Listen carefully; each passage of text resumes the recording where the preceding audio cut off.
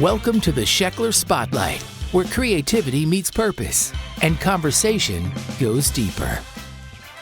Join host Harrison Sheckler as he sits down with inspiring guests from all walks of life, artists, thinkers, musicians, and everyday heroes, to explore the stories that shape us, uplift us, and connect us.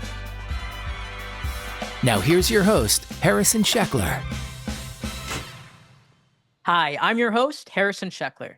Today, I'm thrilled to welcome multi-instrumentalist, songwriter, and Appalachian fiddle master Philip Bowen. With roots in West Virginia and a heart for storytelling, Philip's music blends folk, country, and Americana influences with heartfelt lyricism and virtuosic fiddle playing. He's performed on America's Got Talent, released his debut album, Old Kanawha, and racked up millions of views and streams through his vibrant social media presence and powerful live performances. From playing over 150 sessions with artists like Noah Kahan and 49 Winchester to captivating audiences with his signature energy, Philip is bringing Appalachian soul to a new generation. The spotlight is now on you. Philip Bowen, welcome to the podcast. Man, nailed it. Very kind. Thank you. Happy to be here. Thanks for Yeah, having no, me on. I'm super excited to visit with you today. The way we started out is I like to figure out everyone's origin story. So if you could just start with how you began with fiddle and how it Yeah. brought you to where you are today. Yeah, man. And listen, first of all, thanks for saying Appalachia and not Appalachia. Good job. You nailed that. That makes you sound legit for Well, sure. the one thing I had to work on actually is Yeah. when I said your roots, because I'm from Iowa and I say root all the time. And so Oh, it's I like feel that. crick, Yeah, root, and all that stuff. So I have to for think sure. about it.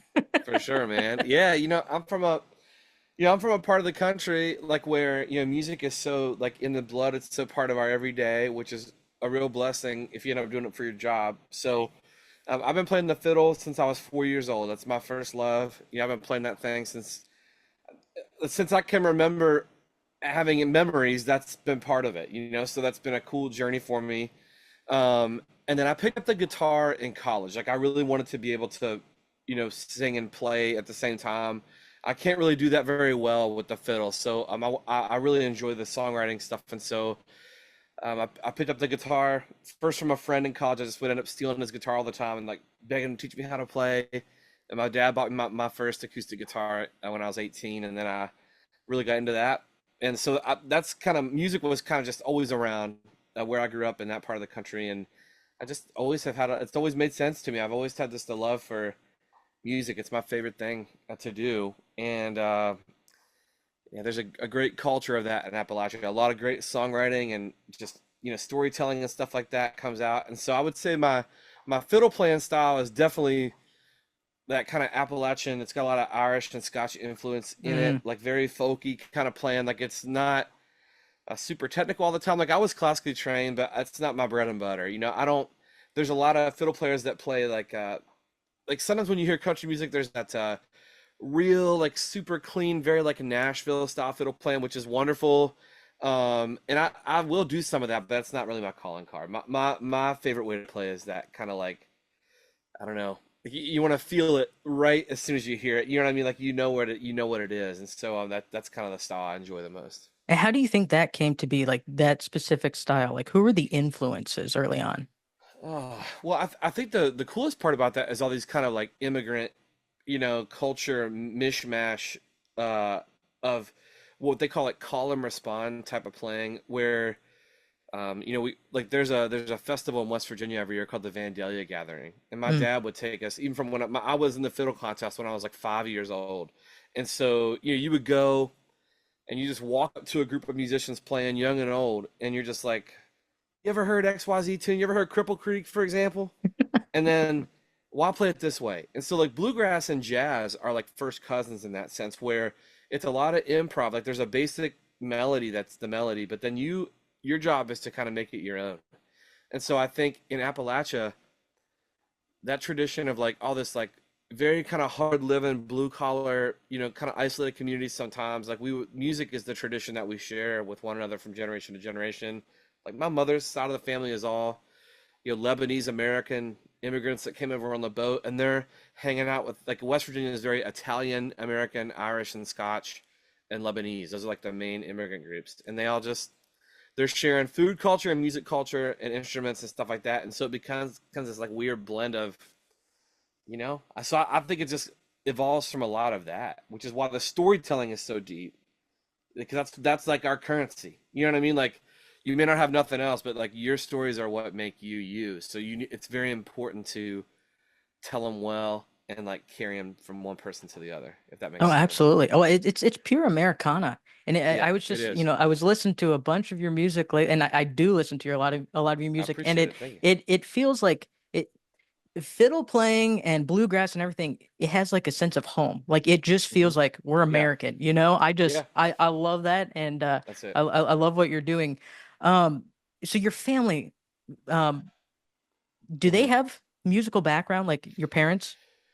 Yeah, I mean, my dad is very musical. He loves music. I mean, he Hmm. doesn't play. He plays a trombone. I mean, he played like that in high school. So not like your typical Appalachian instrument, but you know, he's just such a music lover. Like we grew up like he loves like old country and bluegrass stuff. Like we used to always listen to that. Like he does the music, still does at like the little country church we went to growing up. Like my Yeah. dad did all the music for that, and my mother is also like a big music lover, but like she has like varying tastes too. Like she like she loved Barry Manilow and the Bee Gees and listening to like Delilah in her car and Broadway and stuff like that. And like a lot of her family was from like New York, like Brooklyn, like these immigrants that came over.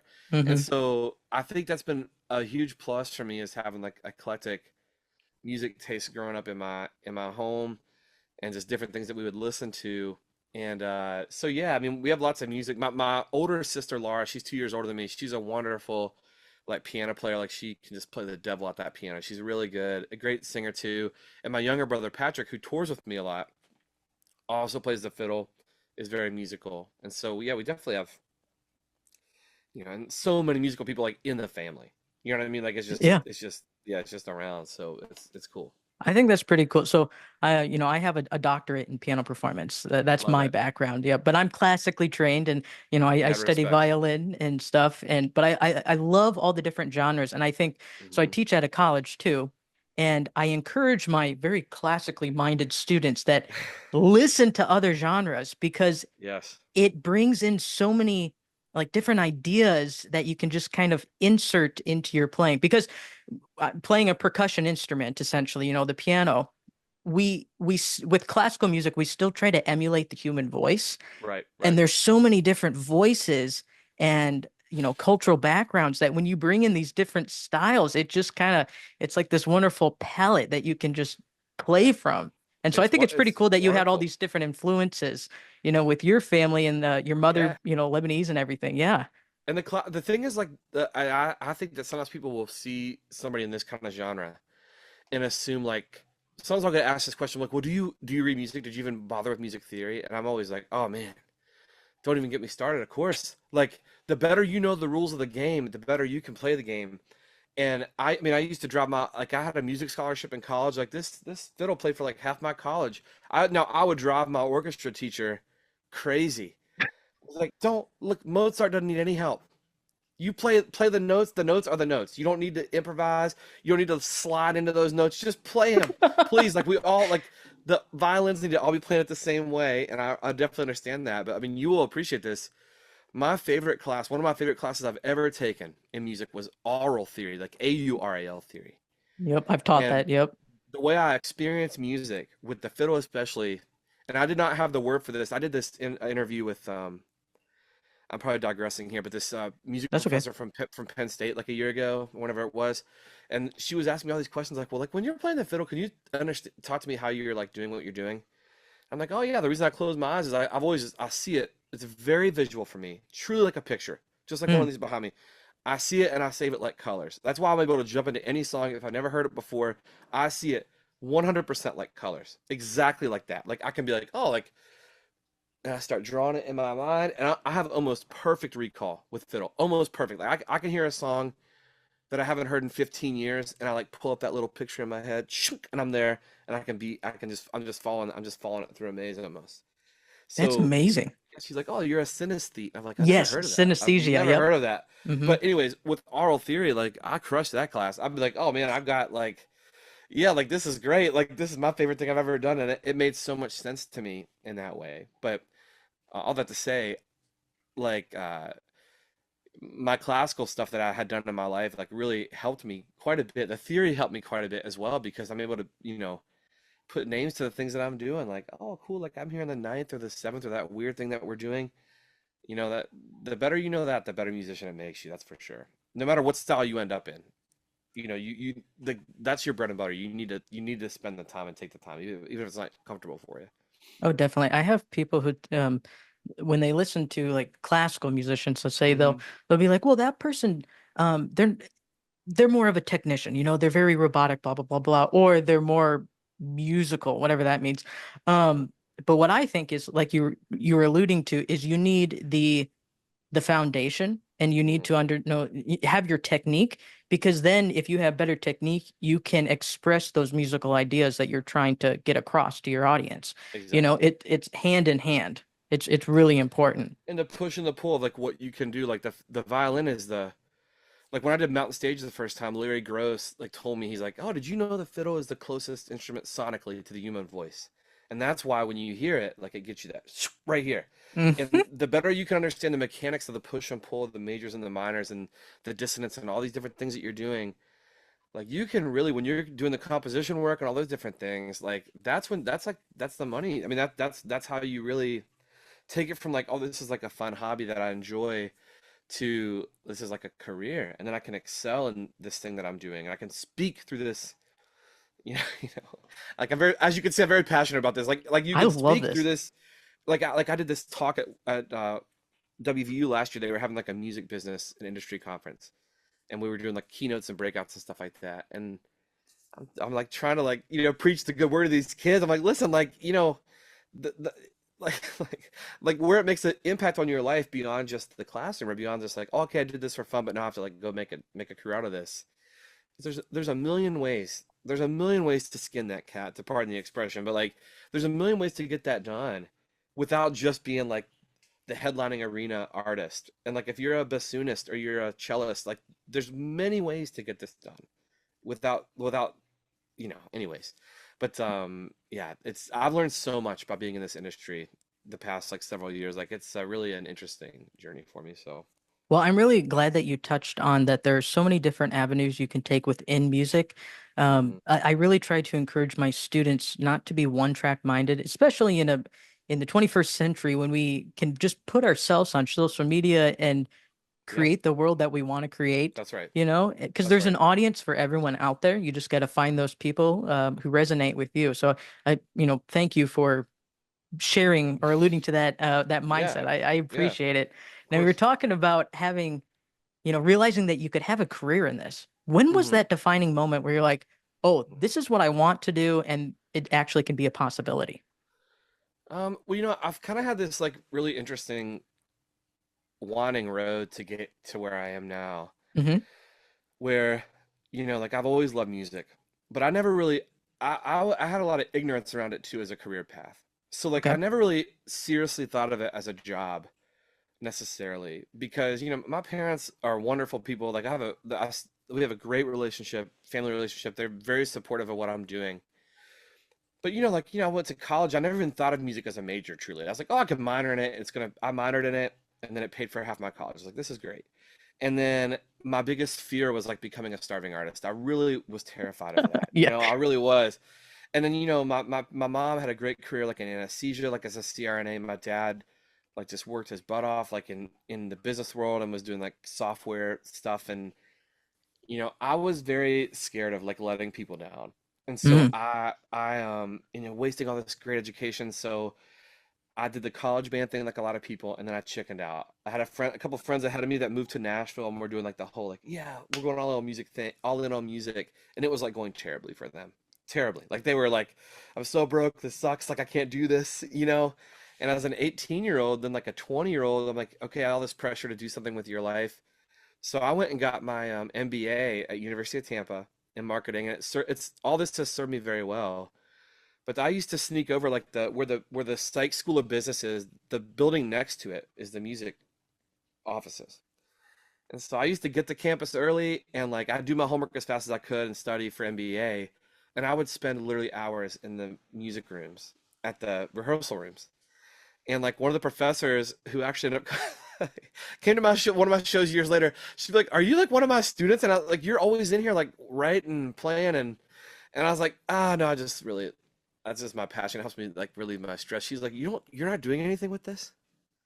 I was like, "I don't know. I'm scared to do it." She's like, "That you wrote that?" All these different things. She's like, "You should." I don't know. And she kind of would spark me a little bit, but then I was so scared of doing it, and then I went into business world and I worked in the corporate world for years and was had a pretty good career in digital marketing, learned a lot. And then right before COVID, I was like, you know what? Like, I really feel like if I don't try this one time before I die, I'm going to regret it. Like, I have to do music or I'm going to die. Like, I had a very good job in corporate and it just was not satisfying at all. I just wasn't feeling there. I got three young kids at the time, a toddler and a newborn, and everybody's looking at me like I have two heads, and I'm like, yeah, I just got to try. So, then the world shut down, blah blah. So that kind of was what we were talking about earlier. Like, well, how did I get to the online stuff? Was that I wanted to keep this promise to myself, and I still got this card on my desk. I made this goal going into 2020 that every single day I would do something music related. Mm. Every single day, come hell or high water, which is what that sign is for. Come hell or high water, we're doing music related stuff every day, and we're gonna see what happens. And so, since the world was shut down, I started putting some things online. And so I would work my corporate job all day, play with the kids till they went to bed, spend time with my wife, and then, man, I would do like 12 to 15 hours of live shows from my phone at first, then my house, just to mostly it was like stress relief for me. Then I was like, just trying to build it one follower at a time, truly. I mean, this was like thousands of hours of this. And I would put these little fiddle covers up online and write and write and write and write and write. And then it was a bunch of very small wins, and every now and then I would get something that would hit a little bit, and then it just started going like zero to nuclear. So I would say 2023 was like the big life-changing year, but this is all fairly new for me still. I mean, like it was 5 years ago really that I started to set out to make it a job. Hmm. So that's a very long answer to your question, but it's really never too late. I mean, that's kind of how it came for me. Like I was working corporate, got really miserable doing that, felt like I was always meant to do something different, and decided I had to like I almost kill myself doing it that way. Like I was definitely burning the candle at both ends, but I was like I had to try. So that's where I got to where I am now. I think it's awesome.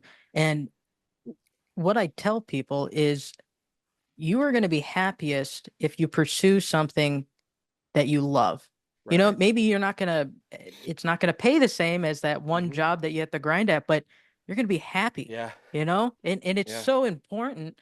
I mean, we only have one life to live, so you gotta use your That's it, time man. wisely. And I mean, you dove in, and I think that's pretty inspiring for some people, like who maybe are on the fence, like, do I really want to try Hmm. my passion for music, let's say? And I Hmm. think you gotta go in the deep end. You gotta do it, but it's a grind from what It's a you've shown. major grind. It's a major Yeah. grind. And like I was asked very recently in an interview, like, oh, like how do you just feel so lucky? And I was like, man, like I don't honestly use the L word. Like I like I feel very fortunate that some things have happened how they've happened. And but whatever saying you want to use, like you got to be present to win. The fish don't just jump in the boat themselves. Whatever you want to say in that vein, if you dream about it, you got to be about it. That's all there is to it. And it doesn't happen by accident. And so, you know, uh, my grandpa was very fond of this saying. He would like have this big garden he would do every year. Mm. And he would always talk about how like the day you plant the seed is not the day you eat the fruit. He used to Philip, you just gotta work and be patient. And I think of him saying that all the time because I'm like, the days I eat fruit is a really good day. But like some of that was like years in the making of like thinking that nothing was gonna happen. And I've been so close to quitting so many times before something would like show up on my plate. And like I said, whenever I've done talks at universities for students and stuff like that, like that's what I'm trying to hammer home, especially to that like phase of, because I remember that so specifically being like in grad school or in college and being like, okay, is this like really something I can actually do? I know I love this. Like I've never really talked to a music student who had that as their major or a student in the arts, Mm-hmm. creative writing or compositional work or whatever, music pedagogy or music therapy, whatever major. They never have a problem like loving the art. That's never a problem. It's all this other stuff, the pressure of like, can I actually do this? And it's, listen, it's not always probable, but it is possible. It's 100% possible. And that's like the spark that you just cannot let go of, because it is doable. I mean, I'm doing it. So, you know, like it's definitely possible, but it's harder than it appears sometimes. Like the grind is where it gets you. Well, one of my favorite movies of all time is A League of Their Own, Yeah. with Tom Yeah. Hanks, the Women's Baseball League, and Jimmy Dugan, the manager. He says he has a line in there where he says, "The hard is what makes it great," That's And right. I think That's exactly anything right. worth doing, it's hard and it takes time and patience. So, I mean, props to you to for this continued journey on Thank you, grinding man. toward your passion. It is inspiring, and I can relate. I know how it is. It's a You know how it constant. is. Yeah. Yeah, it's a constant grind. Well, so I'm conservatory trained, and we would practice. Honestly, when we were doing competitions, we were in the practice room 6 to 8 hours a day Oh yeah. practicing piano. Like, I Oh mean, yeah. it's you have to hone your craft, and you can have all the passion in the world, but if you don't have the discipline, it's just like, sorry, Listen, like you don't take that thing out of the case, it's not going to practice itself. And you might be the best, you might have the best ear, you might have perfect pitch or like really great relative pitch. Not to get too music nerdy, you might have those wonderful things. If you don't get it out of the case, it's kick rocks. I mean, it's useless. It's useless. it You is, know, my it my is. teacher used to tell me all the time, and he's like, "Man, you got a great gift, but please don't throw it in the trash. Don't let it sit there." Hmm.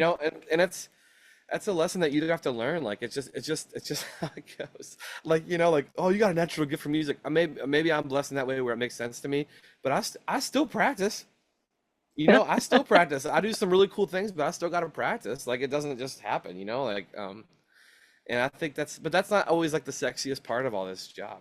But it's just how it goes. That's that has to be the driver for you to do it. Like you got to be okay with those times to be able to then you can really enjoy at whatever scale you're going for, whether you just want to be like I don't know, maybe you want to have your own studio in your town, or you want to be a teacher, or you want to, whatever, you want to play very locally, and all these, whatever you want is that you aspire to do. If you want to be able to enjoy that, you've got to put in the work that will like make you comfortable at that level and to do it well. That's the whole thing. Amen. No, I totally agree. I'm with you You there. know? Yeah. Yeah. So you've had all these really cool milestones, throughout Mhm. your career. And, one of the big ones we know you for is America's Got Talent. Yeah. Yeah. Yeah. What was that experience like, and how that kind of like jumpstart some things? I mean, the first time they had asked me to do it, I said no, actually, because I was really nervous about what I had heard about these like talent lock things in the industry, I've you experienced know, that. Yep. Hmm. which is very scary. And actually, like the first time it came around, I had just got invited to do the Bluebird the first time in Nat. So if you don't know what Mm, that is, people out there, it's a pretty prestigious Nashville thing where, as a songwriter, to get invited to play the Bluebird is a big deal to get recognized for your writing. And so, kind of an uphill battle I've always fought for myself is to be recognized for more than just. I mean, the fiddle's always going to be part of what I do, but some people only know me for just that. And to get my songwriting established, it's a hard industry. It's a very high wall to get your songwriting recognized in a meaningful way. And so hmm. I wasn't gonna. And when they call you to the Bluebird the first time, it's not like they say, "Hey, well, if you can't make it, here's 10 other dates." It's like, your date is this, can No. you make it or not? Especially for your first time. Right. So like, there's no way I'm passing on them to do that. So I said no. And they came back around the next year, and I was actually recruited onto the show. So I got Hmm. to skip a lot of this whole like, you know, wait in the convention center all day, like this kind of stuff. And so the long and short of it is, I really wasn't sure what to do when I went out there, because I had a music producer and stuff like that assigned to me. And I took the guitar and the fiddle to Pasadena the first time. And I was like, am I going to sing and play, or am I going to play the fiddle? And I'm in this talent room or whatever the first day, and everybody and their mother seems to me is going to sing in the music category. And I don't Hmm. see any other people with this instrument. I think there was like an electric violinist, so I was like, I wasn't worried about that. And no hate to electric users, but I was like, Yeah. no worries. And I knew what it was going to be. And so I was like, I'm going to go all in on the fiddle, all in on that. So but I was kind of scrambling, like, what can I do that will be really unexpected? I'm going to walk out here with this like 100-year-old fiddle, some guy from West Virginia. They're going to expect me to do this kind of bluegrassy, hokey dokey stuff. So that's kind of where I landed. I wanted to do, that's my whole MO, was like, well, how do I just get the attention part of it right in a Hmm. meaningful way to tell my story? and I just want to stay in the game. And so ended up doing, like System of a Down with Fiddle, which was not and I'm sitting there telling the judges that, like, I want to play a System of a Down song. And they're like, what? Like Chop Suey, Yep. and that's a huge auditorium, and it just cooked, man. It shredded. It was so fun. And so I think the big differentiator for America's Got Talent or doing a show like that is that it gives you so much attention outside of your genre. Sure. Mm-hmm. So it's like all these people that are just watching NBC. It's like 8 to 10 million viewers every episode that would never listen to Appalachian folk, whatever you want to call our genre, Americana country stuff, but they would know me from that. And Mm-hmm. so the big impact in those kind of shows is when you make it through to the live episodes, like the semifinals and the finals, because that's when the network and things pours all the resources into you, and Mm-hmm. you get to ask for things like, I want a band with me, and I want to do this, and I want to do that, and that was so. I think the life changing part of it for me was that it was the recognition beyond just the genre that I was in. And so it helped me to get some really interesting opportunities, like even from private events to like interesting music opportunities, and being recognized beyond my little pretty niche genre, it feels like sometimes. So that was really cool. I think that's huge. And what Yeah. are some of the things that you've enjoyed, since then? Like what would you say some of your milestones since then are? I think my biggest milestones, a lot of like that actually happened in 2023. Mm-hmm. So in December of 2022, I was honest to God, like ready to quit. I had enjoyed some really good things. My social media stuff was already popping. Like it was, I have a pretty good presence on there. And, but I was just burned out. I was doing too much, and I was, boohooing on myself. And so I was ready to quit after the holidays. I was like, this is probably just too much and it's a dead dream. I don't know. This just seems so hard, blah, blah, blah, whine, whine, whine. And so then on December 27th, I got a call to do Mountain Stage, which was life changing for me Yeah. because that is an NPR led thing. It's on every NPR station in the country. It's another one of those like very a good hallmark things as a songwriter to be invited to do. And it was hosted in my home state, the episode I did. And so they also picked my song Old Kanawha as the song of the week on NPR. And so this is happening in January. And in February, I get to do a big thing, a big concert thing at WVU, which is like my home state university for their spring game. Or that was in March. And then I get called to then I get recruited on AGT in March. I go to AGT. They decide to air me on the premiere. That's in May. In June, I get invited by Mr. Eric Stonestreet. We had known each other on Instagram a little bit. And I'm like, well, what is Big Slick? I've never heard of this. Mm-hmm. He's trying to explain it to me. I'm hearing about it from Paul Rudd. He's like, this is my friend Paul. I was like, yeah, I definitely know who this is, man. This is crazy. This is like the first year I'm transferring to like a relative unknown person beyond just basically social media. Then all this very public things are happening for me in 2023. Mm-hmm. So in June, I'm at Big Slick. I'm on stage with I get to play with Darius Rucker. I get to meet him. I'm all these people are so kind to me. Like Heidi has been such a good friend, and Eric has just been. I really have such a love for him. He's been just a really wonderful person to me, including me on so much stuff. We could talk about Big Slick later, but I love this event.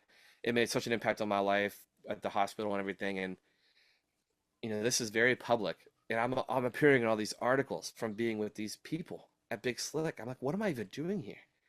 Was my honest feeling. And then all of a sudden that summer, then I'm on AGT over and over and over. And then my album comes out the week I'm in the semifinals. I was on TV I think 5 times that week, and my album came out that Friday, and it wasn't even planned that way because we have to do it so far in advance. Right. Mm-hmm. So it was like boom, like zero to nuclear, you know? I love And that. and it was like I got invited to do a spotlight at Americana Fest in Nashville. So I literally left Pasadena, flew from Los Angeles to Nashville just to do my spotlight at Americana Fest, and I had to go back to Pasadena.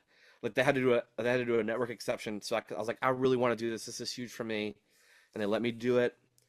I was there for like 38 hours. I like flew to Nashville so I could do my spotlight at Americana Fest, and I went back to Pasadena for the results show. So like I was like dying that year, but that year changed my whole life in that way because I went from being like a relative complete unknown beyond social media to like, okay, this is like a real job for me. This is crazy. you Yeah, know. no, I So mean, I think it's amazing how it kind of like snowballs. It gets bigger and bigger and bigger, all these hmm great opportunities and hmm a lot of it's connections, like connections that you make yeah, through the industry. And I think you start to realize, like in music, but in entertainment, it's actually a very small world in a way, it is a small world. Like, have you been to Big Slick, like to any of the stuff at Big Slick? So, okay, funny thing is, so I'm a huge baseball fan. Okay, so Oh, I've cool, been cool, yeah. to the All right. Royals, Kauffman Stadium, Yeah, and so I moved. I've only been to Kansas City for about a year, and when I cool. moved last May, Oh, I was nice. like, I want to go to a Royals game, and then I'm like, I Yeah, want to go to early batting practice. Oh, awesome. there's no early batting practice. There's something called the Big Slick, and I had no clue what it Oh, was yeah. called about. Okay, okay, I got But you. then all these celebrities started walking in, and you walked right by me, and I was like, that's Philip Bowen, No Like it way. was so That's surreal crazy. because I wasn't expecting it. I was just Yeah, not I didn't know Kansas City, but yeah. it's such a cool It's amazing. event. I mean, tell us It's a little amazing. bit about because it's for the Mercy Hospital, the Children's Hospital. Yeah, yeah. Just what are some of the great things that this organization's doing and what you see and how you're involved? I mean, it's like life-changing. Children's Mercy Hospital is an institution, obviously in Kansas City, but the ripples of what they do spread internationally. Hmm. So, I have young kids. My kids are right now they're 11, 8, and 5. So the first year I did it this was my third big slick to do, and the first year I did it, um, I was I was trying to absorb what it would be, and so you do a lot of special things at the hospital. So Friday morning, usually the weekend of the event, we go do a little game show for the kids called Friendly Feud, and each of the celebrity hosts there's 6 hosts and all the guests. Hmm. And so we do a big game show, and it's televised to all the rooms, and we see some kids that day. It's really fun. And then we do the game that night at the Royal Stadium, which is very surreal. And then Saturday morning is the time we're at the hospital the most. So we do room visits with the kids. So you get broken into a small group of about 5 people, and you do legit 20 to 30 room visits, and you just go from room to room. And that's when I'm really thankful I play an instrument, because even if, kid has no idea who I am or the family is not sure what to say, it can be a little awkward because usually it's a very serious, and sometimes it's hard because it's very young kids, like 4, 5, 2, 7, 8 teenagers going through some like very serious stuff.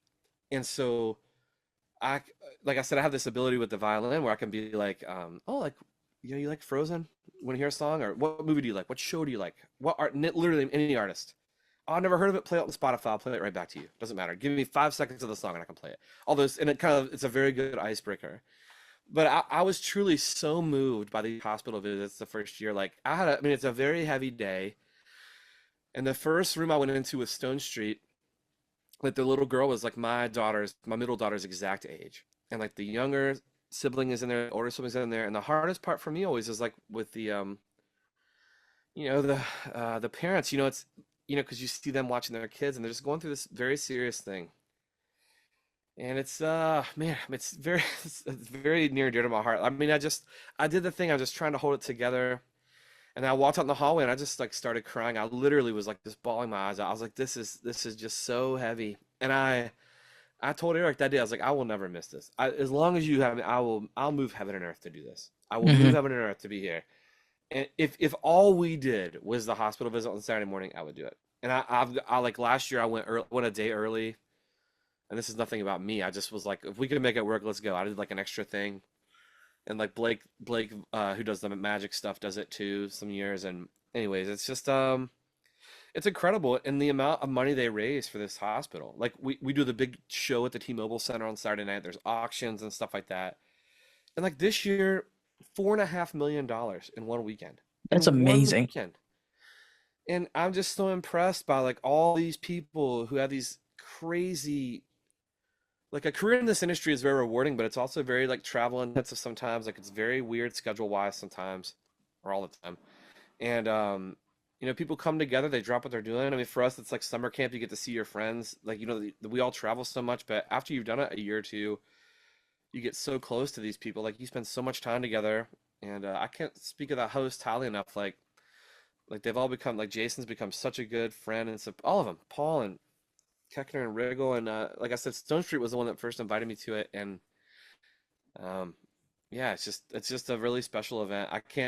it's so important to the city too. Like Casey just really shows up for this event, and it's become like one of my favorite places to go. Like I'll do a show in Idaho, and I'll have people come up to me and be like, "Oh, I'm from Kansas City originally. Like, thank you so much for doing Big Slick." You know, it's just super impactful. So it's a awesome. I'm happy to be a part of it. It's an awesome event. No, I think it's a beautiful thing, and one of the most important things we can do is create these human interactions, you know? Yes, yes, Just it's so important, especially in a world where we're so glued into our screens and stuff. Just yeah, having that connection and trying to brighten someone's day. I think hmm you probably don't know fully the impact that you have on these kids' lives, but I'm pretty certain that it's pretty huge, even when yeah, you have that small time with them. I think that's a blessing in itself, yeah. It's for special. both parties. It's special for It, sure. it's it's really, really special. And it's amazing what music can do to bring people together. It's Oh, it, it's it's beautiful. it's such a gift where it's like instant connection. It's a universal language. It's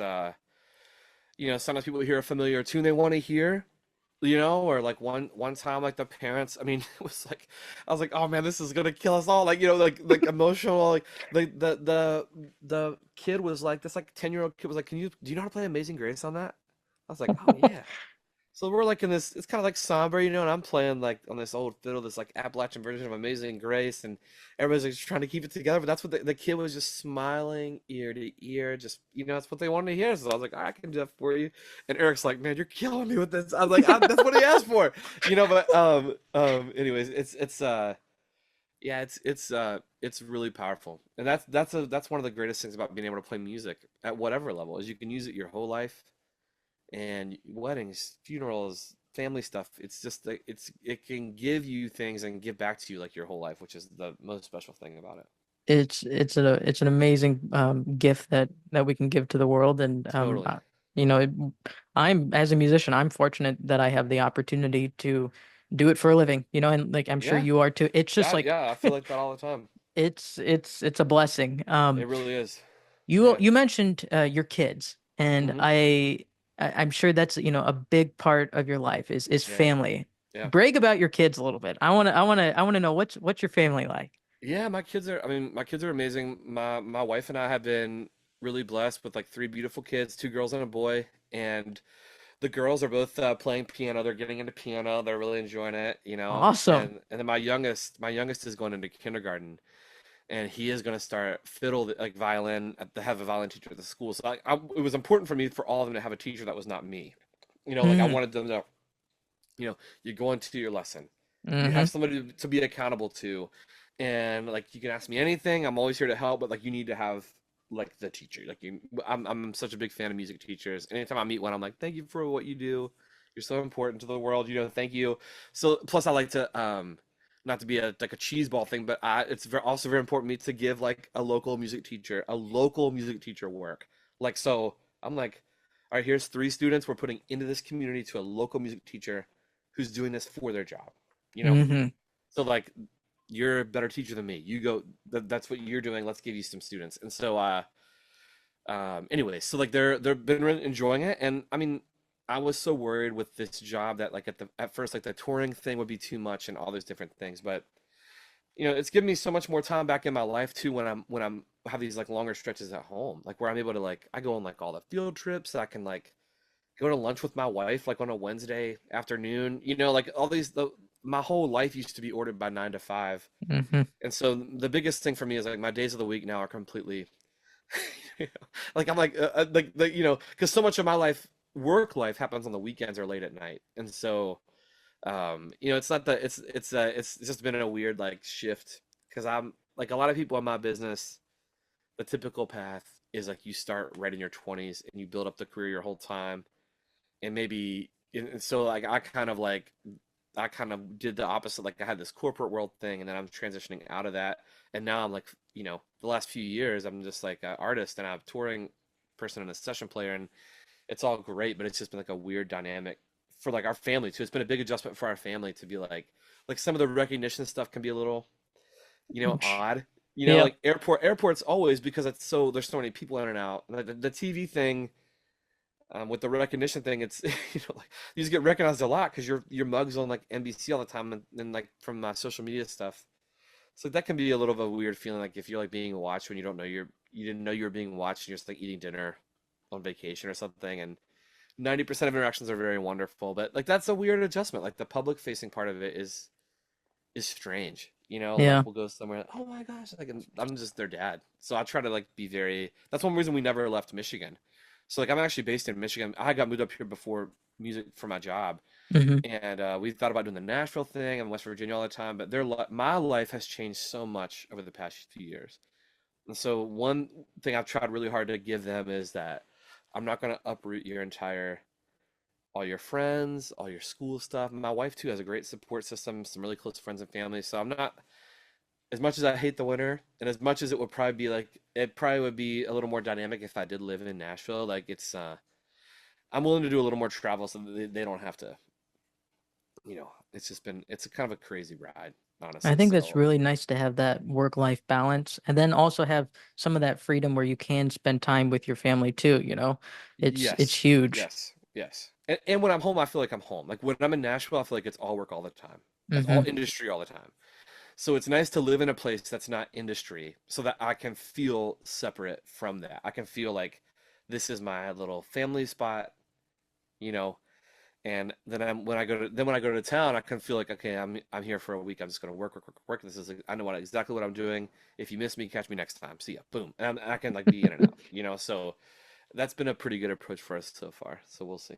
I think that's good. And then they keep you grounded and they keep you humble, Oh right? yeah. Yeah. Oh, for sure. Yeah, you do these like really cool things and like sometimes it looks really great on social media and you're doing like, oh wow, like you're doing this and that, but like I still gotta come home and like take out the trash or like Yep. help with homework, and yes, I did get yogurt spilled on me this morning, all these different things, so that that's like the stuff of life that's very important to keep close to you because it helps you like you say, stay grounded, and then also not too high on the hog, as we would say. You're just like whatever. I'm still dad. Still dad. I still got to be the family guy, a good husband for my wife, and support them in that way. So that helps me to do that. Well, when you're 80 years old and you look back on your life, those are the moments that you're going to cherish the most. That's right. That's It's exactly those right. family moments and all the career stuff.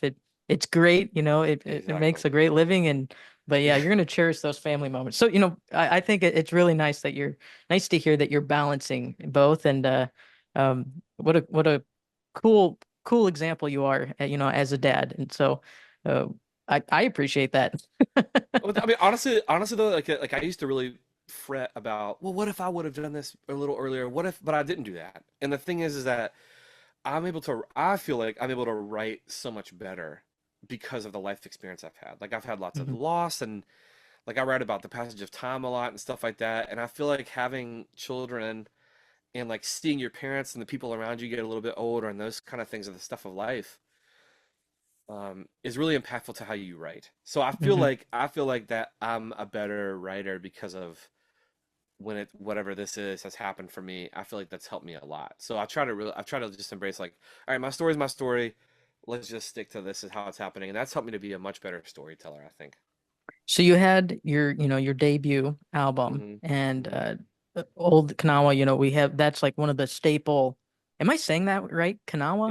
Yeah, yeah. Yeah, So okay. we basically say if you were in West Virginia, they'd say Old Canal, like you kind of like draw it out, or Old Kanawha, call it Kanawha. You kind of like get that little up at the end. So Yeah. you're fine. Yeah, you're fine. Yeah, because I mean I hear it in the music they say Old Kana, right? Hmm. Hmm. Yeah, yeah. Okay. So I was wondering, but you had the debut album. Yeah. What finding yourself in your music, you're talking Hmm. about these personal experiences, kind of what inspires you a lot. What Hmm. are some of the maybe the background for some of these songs? Hmm. And then also looking forward, what are some of the fun projects that you're pursuing, let's say in 2025? Yeah, I mean, Okinawa was like a real like feat for me because it was my first one. So much of it was like just trying to bootstrap it together because Mm-hmm. when I was like actually doing the work and starting it, like it was like one track at a time. Let's just try to find the resources to get this done. I hope somebody cares about it, Like so, like I was trying to really hard to tell the stories I really wanted to tell. So the things that inspired it, obviously, the Canal River ran through my backyard growing up. You know, that's a big part of the culture there. I actually wrote that when I was just homesick. I wrote that forever ago, like when I was homesick and I just was missing home and I was stuck in my house during COVID, and I just was like, all right, like I was kind of like romanticizing where I'm from and just trying to tell that story. And then there's some like obviously some heavier stuff on that record, like Vampire in Appalachia is about some of the stuff we deal with there, like the extraction economy and of course like the opioid epidemic and stuff like Hmm. that is really, really bad in Appalachia. And so those kind of stories and losing my grandparents, I had lost them when I was like writing this record or right before that. So that was like a theme in some of the songs. And so kind of like looking ahead is that my second album is coming out in the fall. It'll come out sometime in October. And so the stuff I've released this year, like I've released I think two or three already this year. Like one just came out on Friday. My whole goal with it was I wanted it to just sound like me until like like I feel like the I've got some of those kind of same themes in there, but some interesting kind of like life themes in there too. And so um, I'm super excited about it. I think we're gonna call it Appalachia Forever. Is gonna be like the name of the title of Well, I like the the ring of record. that. Yeah. Yeah, so it's just gonna be like that. The whole vibe is I want to just kind of to sound like where I'm from and like with the stories I want to tell, and I get to work with some of my good friends on it again, some artists I really admire, and yeah. So that's like the biggest thing this year. I have my first headlining tour happening starting in August. We'll do another run in the fall. So just trying to like embrace it and I get to do some cool like session work and stuff too. So just trying to like balance all those things and like you know just you put so much time and effort into this music and so you just want to give these songs the best chance they can have and just like it's like I don't know, at some point you got to just call it done and like let the songs go out into the world and see what happens to them, Yeah, which is let the hard to do. bird fly from the nest, you know? Yeah, yeah. I think that's super exciting. And I'm super excited. You said October, right? Is when you're thinking? Yeah, we don't have like a hard date, but I think October will be the when we actually release like, the full record. But we started releasing songs Hmm. I think in March. We're like basically this year we're having one new song every single month. So March, April, May, June, all the way through, and just keep dropping songs and let's go. Just like get them out the door and then we'll just build it up to the actual record coming out, which is Oh, I great. love it. Well, I can't wait. It's gonna be a blast. And It I'll is, yeah. we'll direct everyone, to all the links so I that they can appreciate it. follow your Yeah, journey and yeah. yeah, where can they find you? What's the easiest way to get in contact with you? I mean, I'm out there a good bit on social media, so you can look for my name. Hmm. Uh, it's not, I guess, as all the time, it's not a stage name. It's just my last name just worked out well. Philip Yeah. Bowen, it just worked out. So Instagram and TikTok and whatever else you do for social, I'm there. And then my website is just philipbowen and the word music.com. All the tour dates are on there and stuff like that. And then however you listen to music, Spotify, Apple, whatever you do, you can find me on there and just stream the heck out of it, I guess. I don't know. Like I'm there, so you can find me. I love it. I love it. Well, we'll direct people to you. Okay, Yeah. so I have, as I mentioned, I'm a violinist. Cool. I studied violin starting, I think, when I was 8, Very and nice. up through college. But I became a piano performance major and Hmm. got my doctorate. Just finished the doctorate at the good Very old good. University of Arizona. So Congrats. thank you. I appreciate that. But I was wondering if you could kind of give me an idea of the difference between classical and fiddle. What is like a fiddle lick or something? What's something? Yeah. Okay, so I mean obviously like the the only real difference is like the style of play.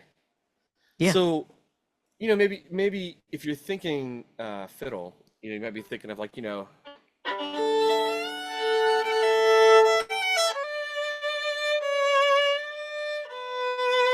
I'm sorry, like violin, you Yeah. know, a lot of sharp hits on those technical like ba-da-da, ba-da-da. The timing is the timing, the notes are the notes. It's written how it's written, and Hmm. it's organized and it's thoughtful and it's all those things. Whereas like a fiddle, the fiddle feel for that might be like like that like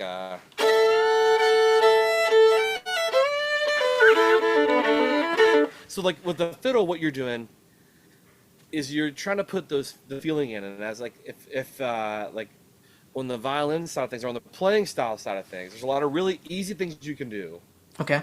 that are kind of like layups, in order to like achieve some of that. Like, obviously you get a ton of those double stops in fiddle playing. Yeah. Yeah. We hear So, that a lot. some of those kind of like, you know, super wonderful fiddle keys or like anything in like D major always feels great. A major feels great. G, Hmm. like things like that. And so, for example, not all my songs are like this, but like I try to like do a lot of the fiddle licks I write for the songs to be pretty accessible, so that if people want to try to like learn them, they can. Yeah. So like we were just talking about Old Canal, for example, and Old Canal is a play on like a very classic like fiddle lick. So like the notes of Old Canal, that like little intro, like just the notes are.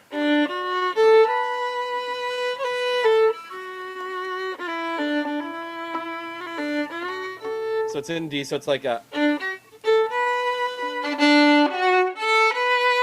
Yeah. Yeah.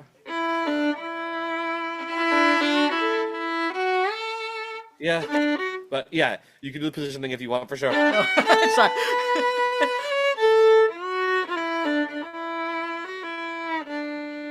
Oh, I So love the so bending. and that, what I desired with that, and that's the reason the song is in like 3/4. Sometimes people feel it in 6, but it's like in 3/4. Is that I want it to feel like we're floating on the river. Oh, yeah. That lilt to it. So when we kind of Appalachify, if you will, there's some tools that we use. So we don't just double stop; we slide into the double stops. And then this kind of like measured vibrato, I've heard it called, or varied vibrato, like where we give it different speeds based on what we're trying to push and pull out of the feeling. Is this, so we get this, yeah.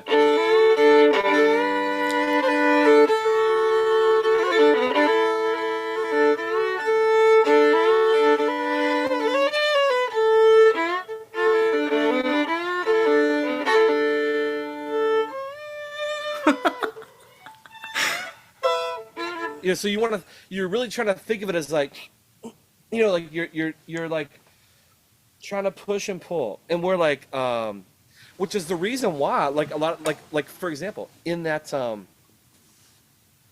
da, da, like when you went to like second position or whatever,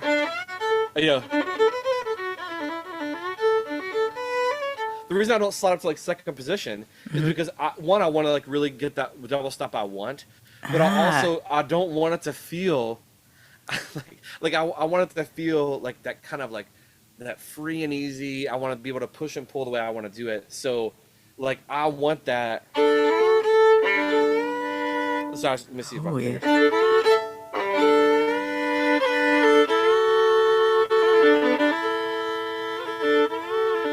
So that you're sliding and kind of bending, so that like at first it sounds very simple, but what you're doing is you slide in, and then the vibrato starts very slow, and then give it a little speed, and then and like you're kind of harmonizing into the next note. And that's going into the human voice aspect of it, Exactly. It because the voice, when we talk, we have all this inflection, and it doesn't really stay on one pitch, Right. where the piano, where it just boom and it dies away. But with the violin, you get to sing with it and like ebb and flow. And if I can give it two voices, like for example, like so if I was doing like an Amazing Grace thing, a cool technique in fiddle playing, or this kind of Appalachian style fiddle playing, is to like do like the style first, and then use those double stops to like kind of slowly layer in harmony. So for example, like if the melody is whatever.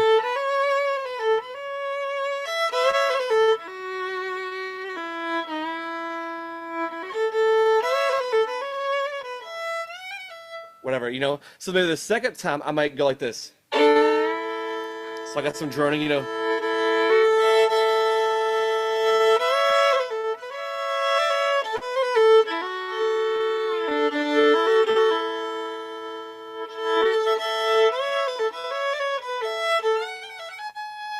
Something like.